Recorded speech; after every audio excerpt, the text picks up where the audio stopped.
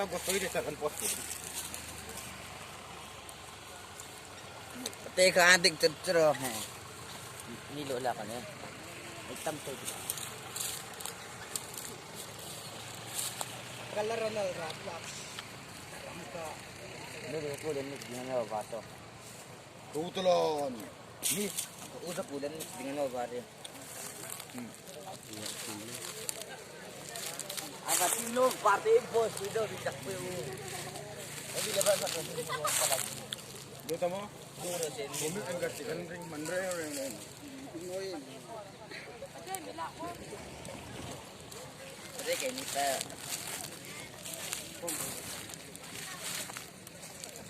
Gawas. Hindi kay tam dito. Limtagin kan lang.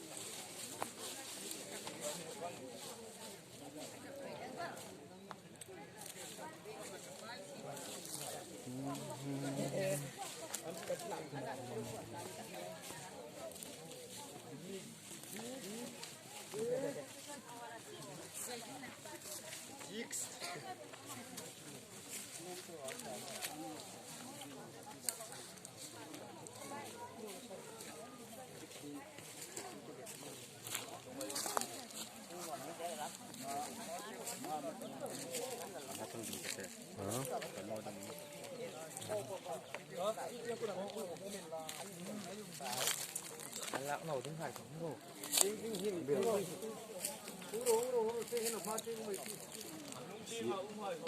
Ini lah jawan tu kah, kang alak cin.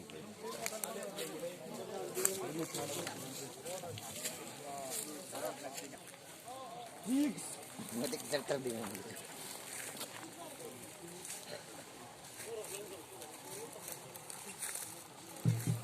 Halo, Jessica. Mai tao ngeri beta.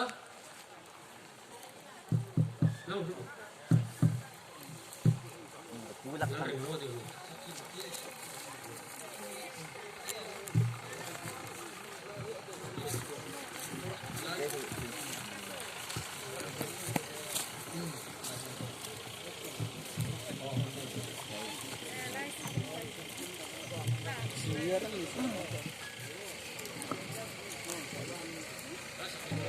Waisun unafa rigan ramundang filzingna lunghong program mga hung tu hai ko elal pa isu krista sipai abu chen rose program timna nei ke lunghong program amun murte sanmol ahun liruk march sang dile somni pakhat in rindi darsom darsom pakhat darsom pakhat andi le tarin anlanga le conductor ko pala na soy la o sol tin lungai tak tak ko ran na bu ra so panga na na bu un hom tong tai na pastor LT Hauser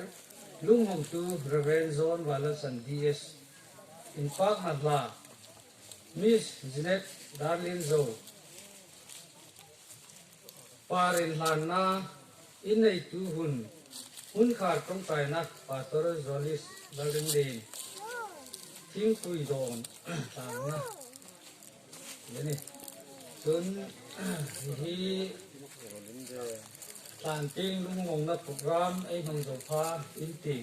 program ai ni no ka chu na ding program hong tin đang sa ngai ti in ti program amun WMCI pastor quarter murte ahun kan niruk tawani march ni sang hi le som ni pakhat in din ni dar som pahit achen ge conductor pastor man air laram thar tudil tu revela sandam criminals parents den tudil toy filon le hai hun khar na le ran na upa maro thang yani ta hilai program ai zo pha le tin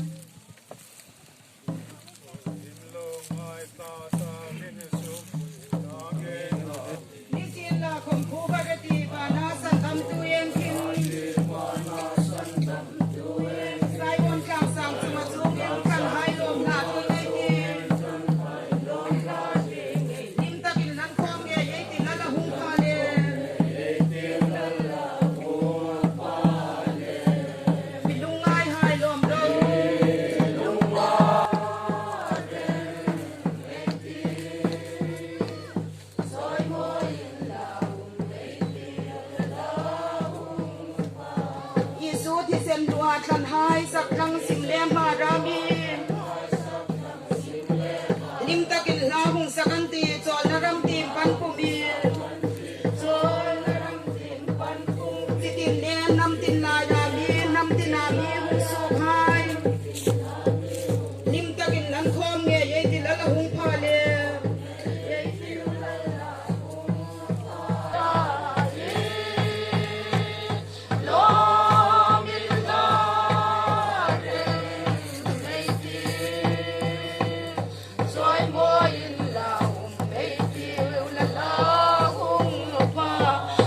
na zana ngak tu haya man bila choya ta bang la bina rong bole ti utharau ko nam hai mangin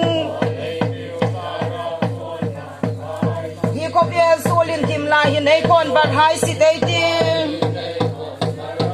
sun lim takin mu thai ei ti lala hung pha le ei ti lala hung pha le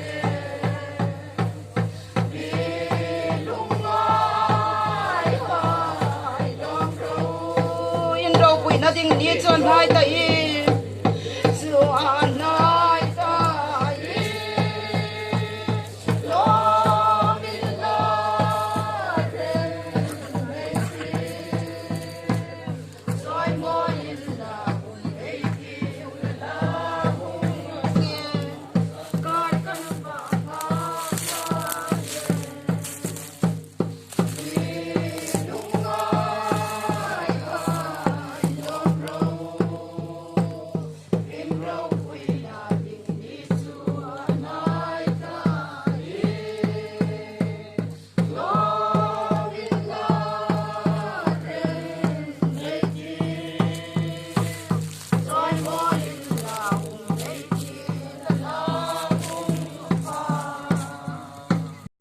program o sema fe kon te dinga mi phone long tu kan che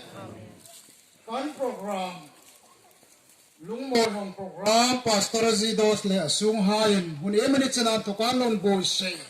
a hun le num taka tung te dinga mi phone long tu kan che hi program he boy na har sanom lawa top chana kan mang the na dingin hun bul kan taran to ka top chana klarawa mi pui dingin kalal pai su min kan hi che ni amen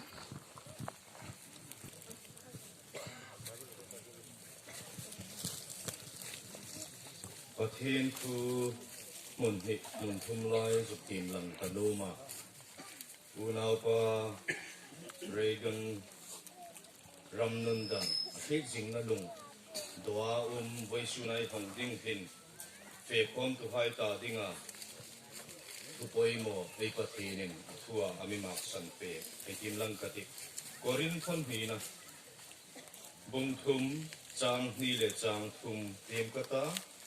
Genesis bung som pangana thulai kang suklang bok kata Samuel pamina bung som pari na thu kam ka suklang bok kati Korin Thon Hina Bung Thum Absalom Chunadam Lain Lalru Machun Lungin Ting Alawin Ting Dim Ta'a Kahming Adaino na dingin ata Chu Lungin Ting Mingachun Ama Ming Anin Putira Tu Jenhin Absalom Frit Jingna Di Ani Pathini na tu ka juk tim lang chu ai reng a chan sing a tharmal mi som pe ro sen tu ta bible chang kai chang thlang laya ka tim lang pha ka tim lang lo genesis bung som thum panga na chang som pathum le som pali khai en chun jacob le pathina nin bi ka anin pola chu zawa pathinin amat sana afe sana Pathin Jacobin Pathin le an hun khat na hun Pathin na mak san na hun khat angai hu pela chung chun lungban apun thu ei kwa chu zawa chang som pari le som papu khai en no chun anu mei khana mak sana hita ka mak san hi chu anu mei atak sarung chu aku mala singa miro bal chu ahing na khana mak san ta chung chun Jacob anu mei khanga Bethlehem Ephrata chutaka chun an phum na achun Rakil atlan yu apun thu khalai kanai muboka voisun nia hilaya unapa regan ramnundang alung phuna hongna program ei hang nei hi a biblical check chokani katia Bible hin fam milo chang san tahai phrit jing na lungdo mudinga uma tu dai tim lang chau khani lawin thing nun hi jing tla a na china umani ti hi hilai thobin thri theina uma Absalom lem khanchu kathi phat ka minga dei no na dingin tin lunga lawin ting kho mani chu alawin ting lo kani chu okay na ding chu ei ni hin pathin moi ji da Krista moi ji da ai dam lai hin chu lung do chu lo hei ken tan ta in la chu Christian thing na Christian thing nun do thing ani ding ani a thi ni khwa an chan chin phil moi ding hang zong roi kha chu lo ding in ai chan chin lai phil moi ding zong roi chu lo ding in ai voi sun ni hin ai thi ni khwa ai lung do ding khom ai lo zik lo thei ani thi na ni chu lung the ka zik ne ka hulem mi hain tlan pum khoma ani tim thei dinga lung do tu ta kel chu Absalomin kahninga dei no na ding in ti alung alawin ting no ang khan lal rama ai chanem ngai na da lal rama ai pen suk na le ai thil ko thanga haya ai chan chin boi sun ni him zik lo zik lo thei tu ai ni chu ding chun chang la ngai ting ti hi kai suk lang no ma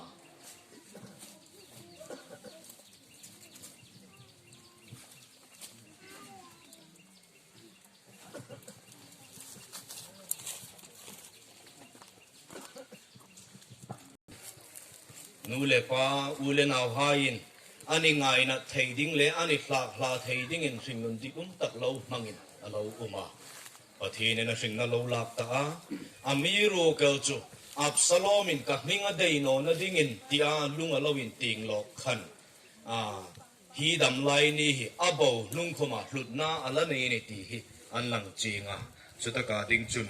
unaw pa regan ramnun dang khom fam milo chang san ta in tlana buya lo ni ta sin la khom ama hrin mingin ka ho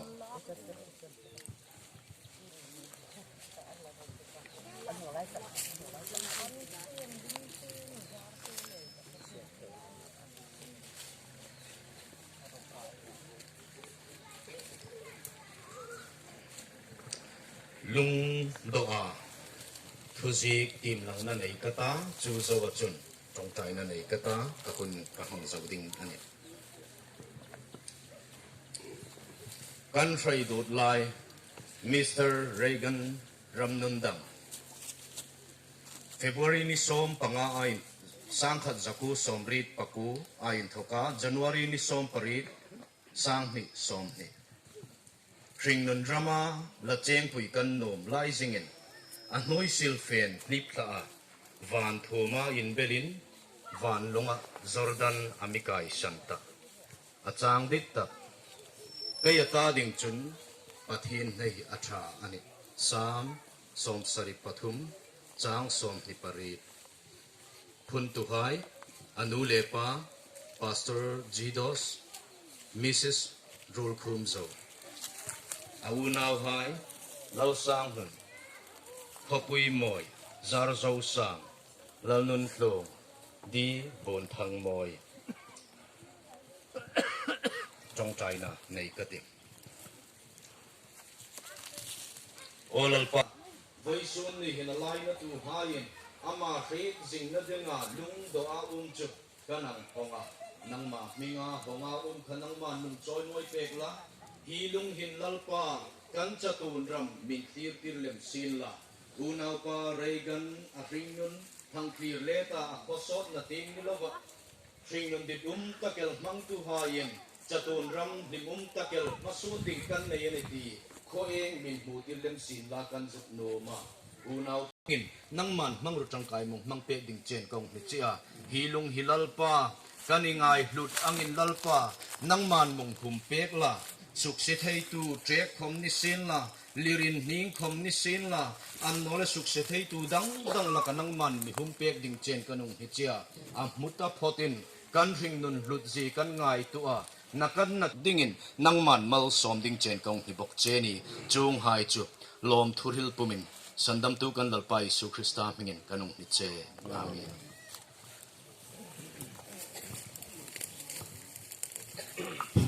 le lasak nai coding na lasak tu ding Miss Zinet Darlene Zo le coding na chu zo wa pa xin lan na ni zom ding na chu chun pa xin lan na e nei pa pa le apa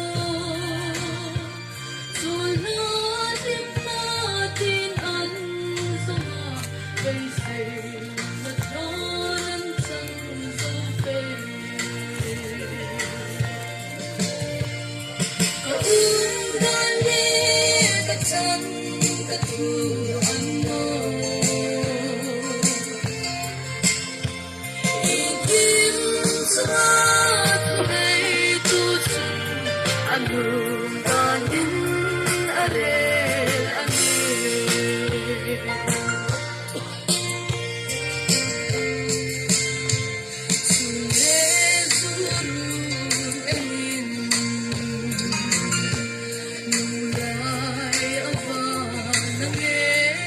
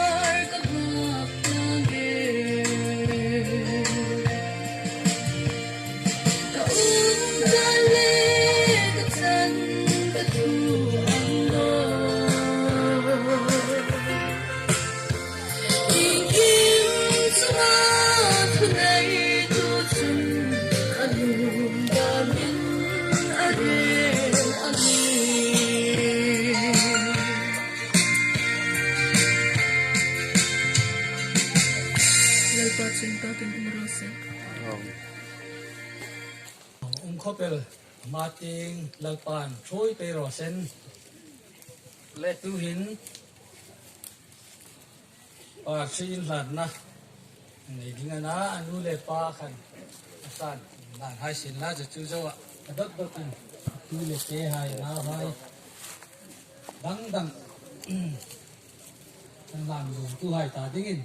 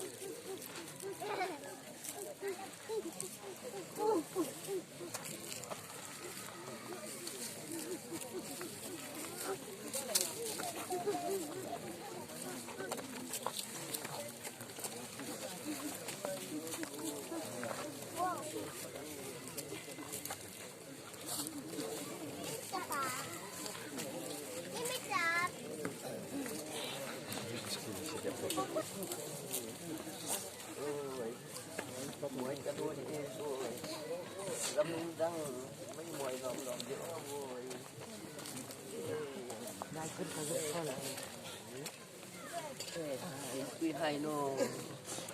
chạy ra ô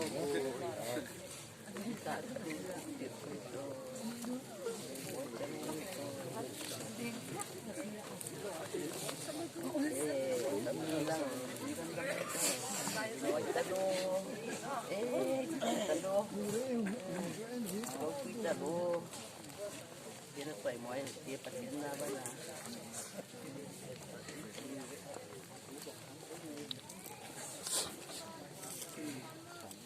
dan nendang bay mo oh moy ka tu ko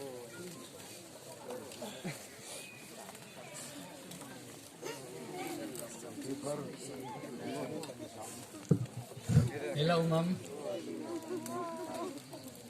le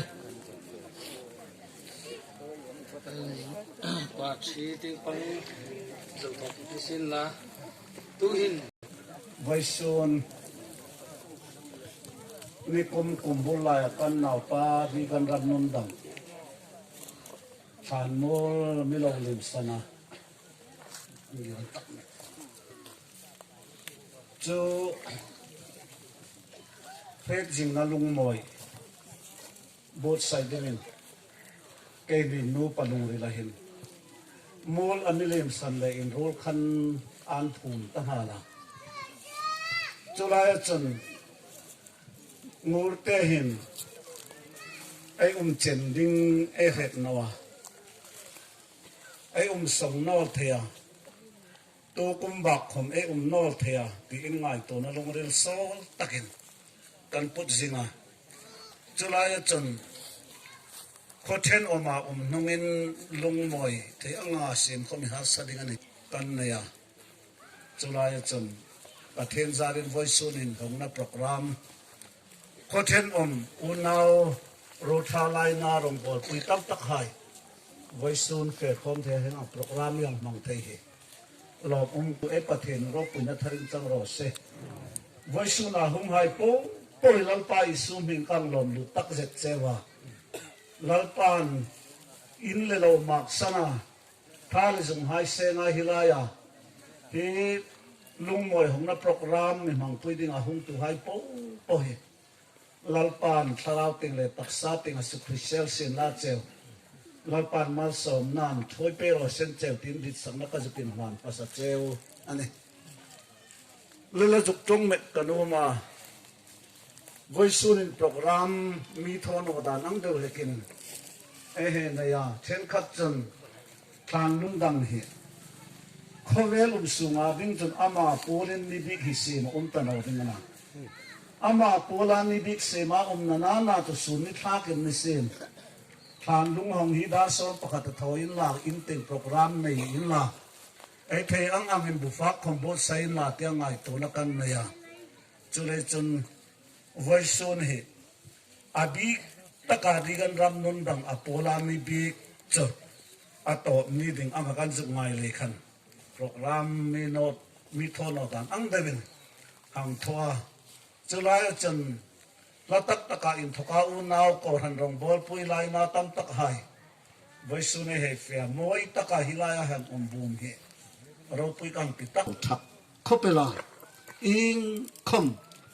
a khopla nga in jek lu na in ne na chong ang khang ti khom lovin a khomi pam ngai thin an min thi tira nungak lang wal upa e chuai eng kim hain an thoding hai kha kut ke thak lovin a sir nok na chi te khom ne lovin moi takin an mi rel bola an chunga kaloma chun chule in ro in hi voice da in kima voice ne him mang thein anang on hi law kang ti tak zet bok ane le hil nom chu tam taka uma he voice ne bikin kan u naw ahung nom tam tak chu mi zoram ting azat de ne ka tam de an la uma kan sang pa him chung nung hai sung ko an hongin lang the no kan upa phim ro pung hai sung ko an hongin lang the no boka chong chon in peng in sung thila hang tin la bui na dang dang nei via mar chini som ni pa ngahin kan san nu pasal la nelo kum som ni le kum ngavel missionary sin lo thota pasal in nei tir tan tuma chu kan sang pa ming chum nung a ina le nam ta ai zolan ne yan ta athom no chukan upa phim ro pung bo sai ta tin ro re lin oma chung program chu jingin zan na mang ver ning ni le khan an hung the no ami ro chukan sang pa kan ore nga ni pasal chin tak van ro ma hai nu pan hung thia kan tu hai mun dang dang a hai le kanang phone khom thia lo kang ti tak zeta chun hi lung kanang bot sai hi no talo kata jing bu ngai damin katlan phaya jan ting chen jing bu fat thak lo nin thim damin ka boy puya mistri hang roi ding ne nei na tlin no bok tin tha ngotin kan boy puya hilahin ka van bol na sakan loi teng cho bok puya ngal bala balin in teng kan loi laka mi rok so vai son hin hi hong thea hang hi pan sak pan thlang ule naw dang dang hai mi thang pui na zar dam tha le zong mi hung seng pui tu hai zar dam ani lein lo kati tak zeta tha le zong mi seng pui tu em kima thang pui kan tul thei dan da na mi thang pui tu hai chunga khom lom thu ka hang hil bok ani le vai sun hilai muna program e nei na khela in ten program na ke khan pong na oma khateng kha program kha voi sun in dit takin zong mangen la how tu rong bo tu that chu e reng in tu khom a ke chu fanon ning e faman no ning e kan boy kan in mo tiang zonga in tlan san kho lawa e renga fatla nga kir tlang dingin voi sun in pathen mingin e hen feel tak zet bok ani ti chu kang suklang sa nirose amang ngai kholai muna khom kala narvasi ngai sina voi sun ka narvasi de khom hoi ba ka pong tum po po khom ka the hilan ta chu chena chan hun to kal sen la tu khom a fe khom ta phot cha e reng in bu fa ka khanai thang tlang de ni ti cha e fel na nung tak ni sen la in re nga chunga kalom en kalo the no cheu lalpan mal som ro sen cheu ti cha thu top na ni ro se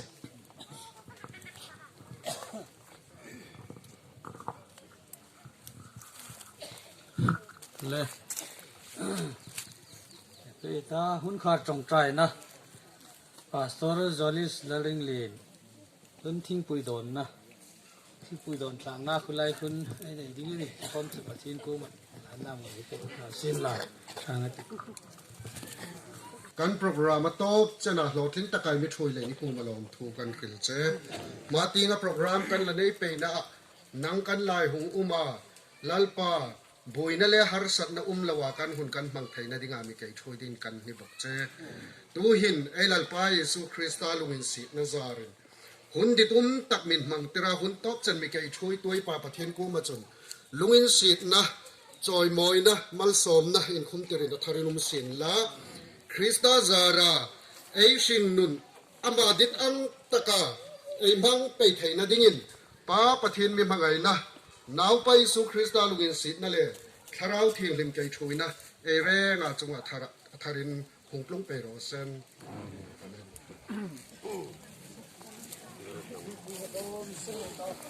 le thi tui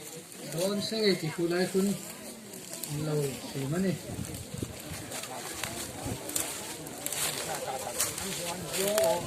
la no mai